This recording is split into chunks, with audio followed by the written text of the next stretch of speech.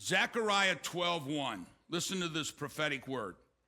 The burden of the word of the Lord against Israel.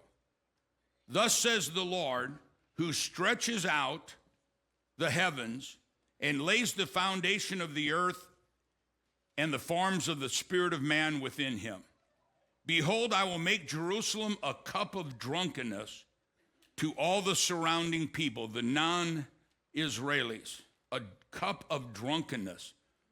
Who dances in McKinney, Texas at the murder of women and children? Who does that? I don't know about you. Listen, I don't care where you go and worship, but if you dance to the murder and rape of women and children, I don't want you as my neighbor.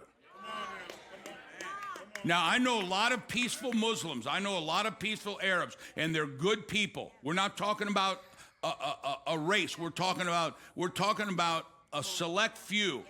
And that's what this is talking about. Behold, I make Jerusalem a cup of drunkenness to all the surrounding people when they lay siege against Judah and Jerusalem. And it shall happen in that day that I will make Jerusalem a very heavy stone for those people. All who would heave it away will surely be cut into pieces.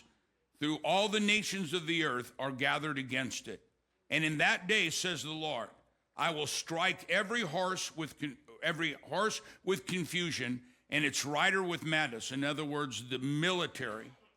I will open my eyes on the house of Judah, and I will strike every horse of the peoples with blindness that come against Judah. And by the way, it's not the West Bank, it's Judea and Samaria. We need to quit letting people call it the West Bank and call it what God calls it, Judea and Samaria. And the governors of Judah shall say in their heart, the inhabitants of Jerusalem are my strength in the Lord of hosts, says the Lord.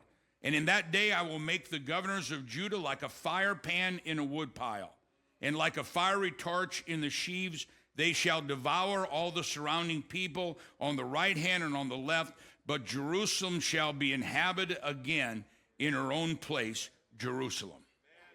This is a prophetic warning against people who are coming against Jerusalem.